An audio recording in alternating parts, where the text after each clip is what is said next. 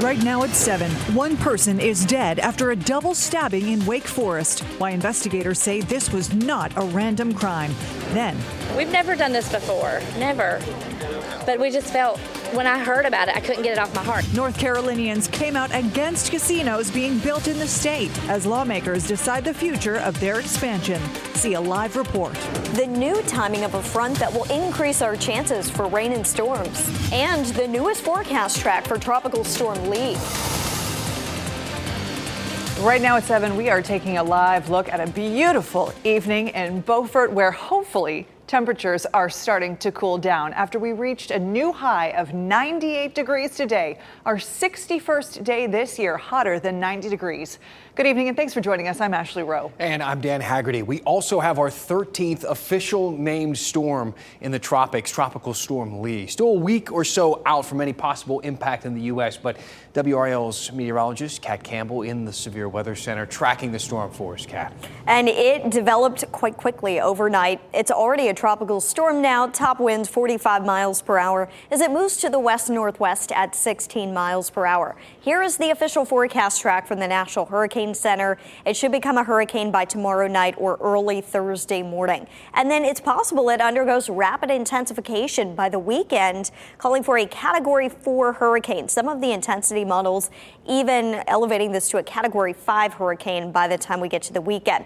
The model consensus and the official forecast track does carry Lee north of Puerto Rico and the Leeward Islands. We're going to be watching the long-term evolution of this system quite closely. So let's take a look here at the model plots. Most continue to veer it off to the north and west, but the trend that we've noticed today is Bermuda's right here is a trend farther west of Bermuda. At this point, we have not seen our major global models show a direct hit to North Carolina, but it is too early to rule out any U.S. impacts because we're still 7 to 10 days out from any of those impacts. So we'll watch it for you. The big story today was our record high of 98 degrees, breaking the previous record set back in 1954. It could be even hotter tomorrow. 100 is our forecast high. This would be only the second time we've ever hit 100, or there are only two other times. So the third we've ever hit 100 during September at RDU. It is going to be a hot day tomorrow.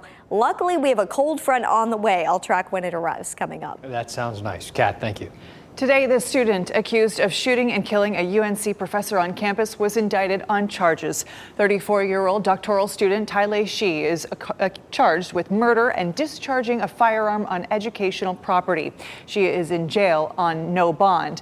And tonight, we are less than an hour away from a candlelight vigil honoring the UNC professor killed on campus. Organizers and the public will remember Zhu Zheyan, who was shot to death last week. WRAL's Julian Grace is at tonight's memorial at the Cary Arts Center tonight. Good evening, Julian.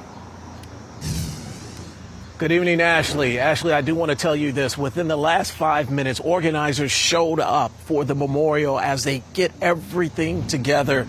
You see a crowd of people right there working at a feverish pitch. They want to be ready by 7:45. Now, all of this starts at 7:45 and it runs till about 9 o'clock.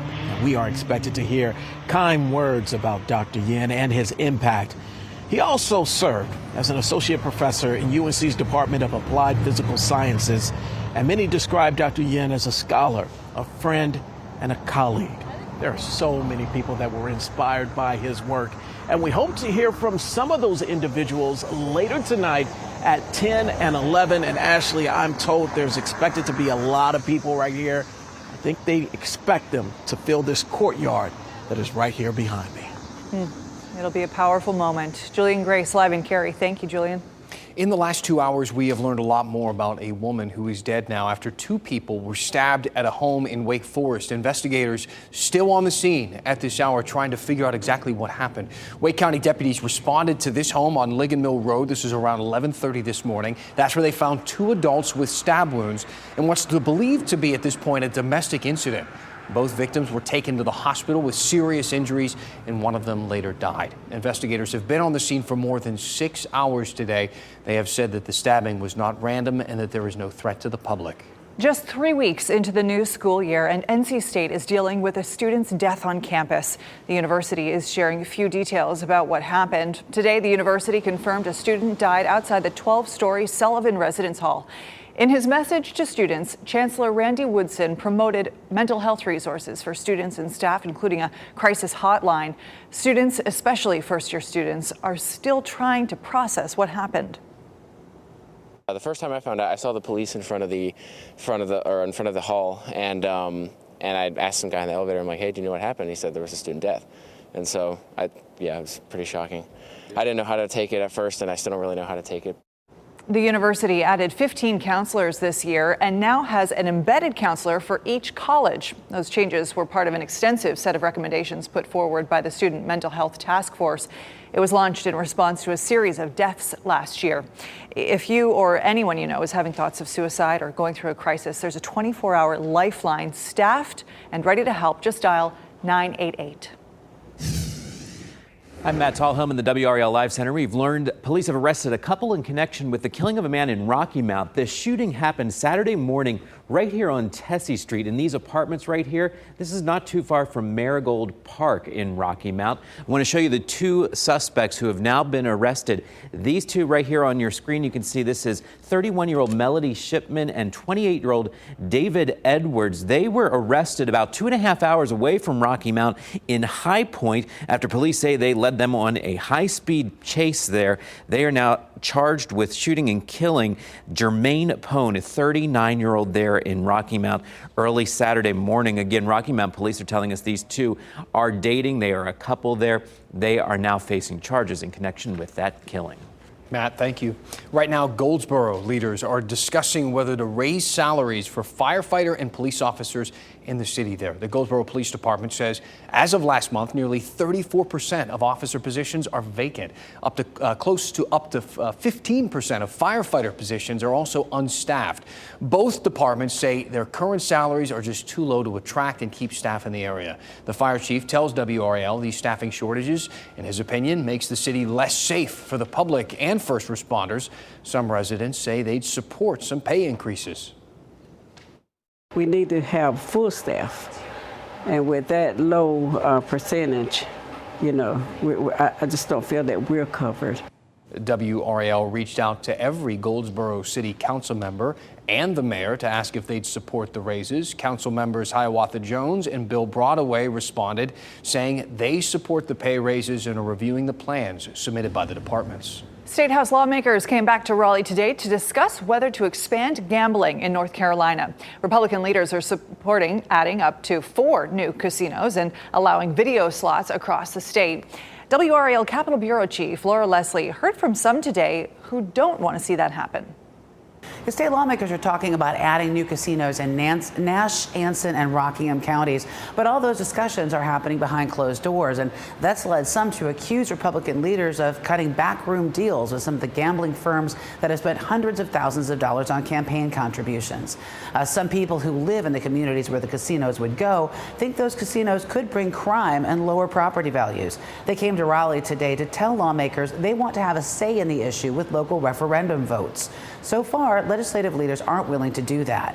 They say these so-called entertainment districts would be a big boost for economic development in rural areas, and they would create jobs and bring in tax revenue.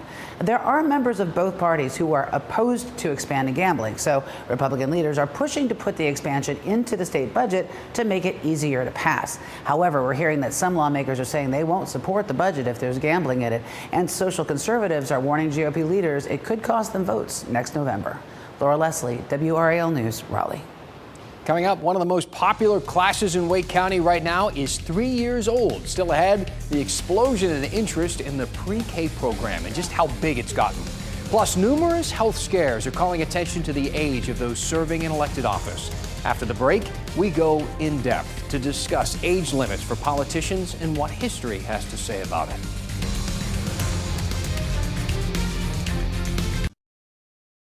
The county's preschool program for 3-year-olds has been so successful, it's expanding. It's one of 2 programs like it in North Carolina.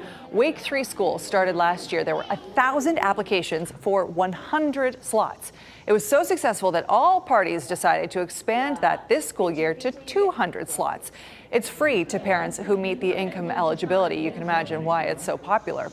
Educators say attending early preschool helps kids develop crucial skills and sets them up for later success, also hugely helpful to parents. there are now 200 parents who can be in the workforce because they have access to this program that is at no cost to them. Wake 3 School is prioritized for low-income families. You can find information about the program on our website, WRAL.com.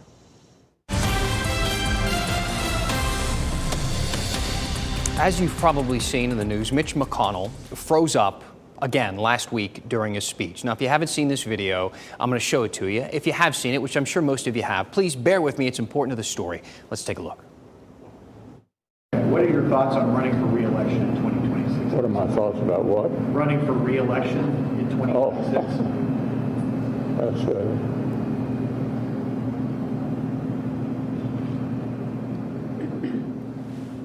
Did you hear the question, Senator? Okay, so, and again, for the record, that was the second time that he froze up like that. Today, the Capitol physician said that those incidents, they show no sign of being a stroke or a seizure. But I don't think you need a PhD to find these moments clearly concerning. And it's no surprise that they have reignited this discussion around age limits for politicians. So let's take a second and go in depth. This Congress, the one we have now, the 118th, is the third oldest since 1789. The oldest Congress that we've ever had, what was the one just before it, the 117th? Basically, at this point, our elected leaders are older than they have ever been, and some of them are very old. Think of it this way. The youngest member of Congress is Maxwell Frost, a representative from Central Florida, elected at 25. He recently turned 26 and wasn't even born when California Senator Dianne Feinstein was elected in 1992.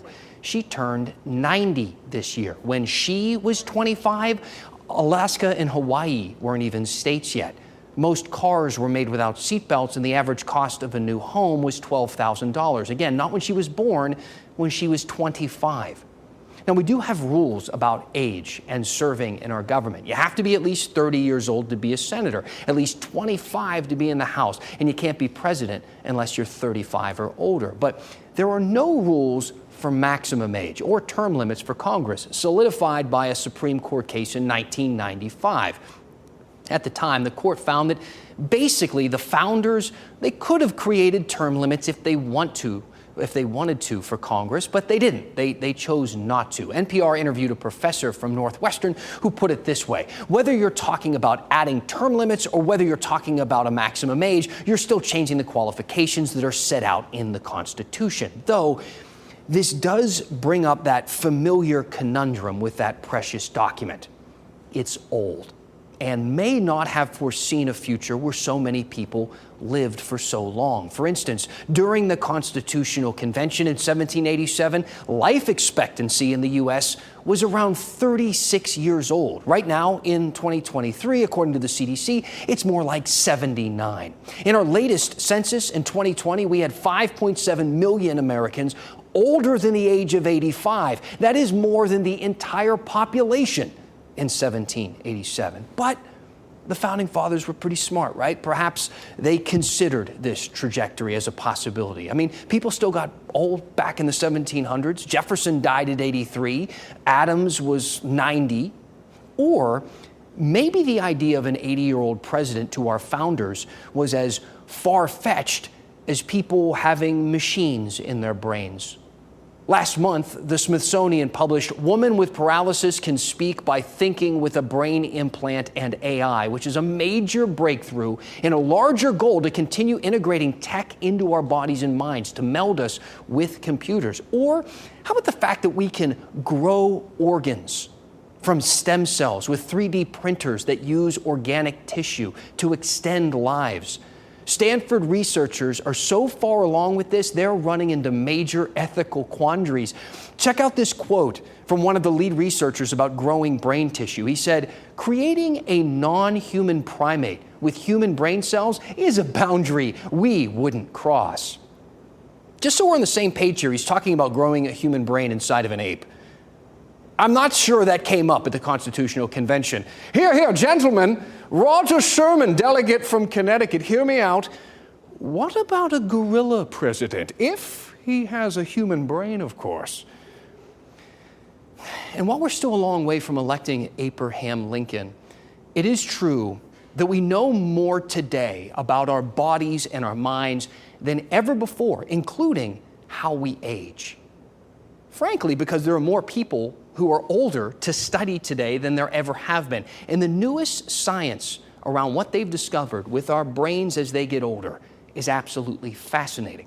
And it's something we will explore in depth tomorrow night. Let me know your thoughts and your questions on this topic or any other. Tell me what's on your mind. You can email me at dan@WRAL.com, and we will go in depth. Here in the WRAL Live Center, you're looking live at Goldsboro tonight. We know it is hot out there, and because of that, we've just learned an elementary school in Goldsboro, Spring Creek Elementary School, will be closed tomorrow because of mechanical issues with the air conditioning. The school system, Wayne County, posting this message on their website here within the last hour. They also posted a message and a statement onto Facebook. It says it's due to this mechanical issue that's impacting much of the building, coupled with, of course, the triple-digit heat index that we're expecting here. We have maintenance crews working to repair the units and hope to have the building and the classrooms cooling properly by the end of the day. But Spring Creek Elementary School in Goldsboro closed tomorrow because of a lack of air conditioning, and it's going to be a hot one. Sure will. Okay, Matt, thank you. On this day, 27 years ago, one of the worst hurricanes to ever hit our state made landfall. This is video from the WRAL archive back in 1996 when Hurricane Fran rocked our area. 500,000 people evacuated the North Carolina coast trying to escape the Category 3 storm. But Fran moved inland, dropping just under 9 inches of rain on the Triangle. Raleigh firefighters received almost 700 calls for service during the first 48 hours of the emergency. Fran left behind 4 times more debris than Hurricane Hugo, the storm from 1989. 22 people died in the storm, 4 of those in Wake County. Power crews spent days working to turn the lights back on. Statewide, Fran caused more than $1 billion worth of property damage. Just amazing to look back in time there. Meteorologist Kat Campbell is tracking, well, just look at this. This is beautiful. I've got to just quickly acknowledge what's going on over at Pinehurst. Wouldn't you like to be out on the links tonight? But Kat, you are tracking what's going on in the tropics right now. Yes, I am. And, you know, it's interesting. A lot of people get nervous about the F-named storms like that one we were talking about. L-named storms, Lee, have never hit North Carolina, so maybe that bodes well for the future of Lee. At this point, the most likely scenario would not be a direct hit to North Carolina, but it's too early to rule out impacts here along the East Coast. So Tropical Storm Lee continues its trek to the west-northwest. Another system closer to Africa, it's more likely to curve to the northwest. So I really want to focus in on Lee. In the red, that's the European model. In the white, it is the American model. They're in pretty good agreement all the way through the weekend that this will rapidly intensify into a major hurricane, a Category 4 likely, if not a Category 5, staying north of the Leeward Islands and Puerto Rico. Here's Bermuda, here is Raleigh. As we get into early next week, we start to see some differences, a lot of those having to do with timing of the storm.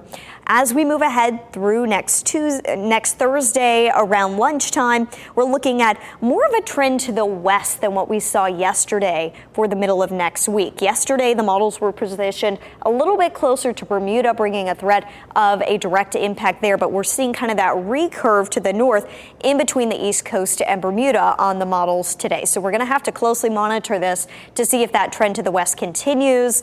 It's still too early to rule out, as I mentioned, the U.S. impacts. So this is really one that you'll need to keep checking in on as we move throughout the coming weeks. A major hurricane should develop, though. Bottom line there, we're going to keep an eye on this for you, and we'll need to monitor this trend to the west that we've noticed today. For us, the big story this week has been the heat. We could hit 100 tomorrow with the southwest wind. The normal high this time of year, 85. That would be 15 degrees above normal, 10 degrees above normal Thursday, still in the 90s on Friday, and then toward the weekend, we're still above normal, but at least it'll be more tolerable. High temperatures fall into the upper 80s thanks to a cold front coming our way. It's still 94 degrees even at this hour. It's almost sunset, and it's 94 in September in Durham. In Raleigh at Dix Park, there's some pups and people having a nice picnic in this heat, 94 and 94 degrees in Fayetteville as well. As the cold front moves closer to us Friday and brings some of the relief in terms of temperatures, it could also bring some relief in terms of rain. We've got a 40% chance of scattered storms Friday, Saturday, and Sunday, and the 90s are coming right back next week. We only average 4 90-degree days during the month of September. We should well surpass that this year. Jeez. All right, Kat, thank you. As the triangle continues to grow, our airport appears to be following suit. Yeah, after the break, a major facelift coming to RDU International.